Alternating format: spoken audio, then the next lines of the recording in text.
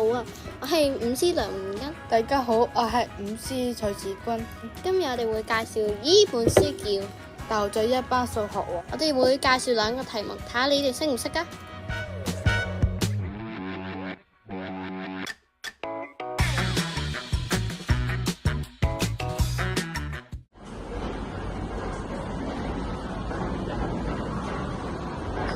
咦，你哋喺度做乜嘢啊？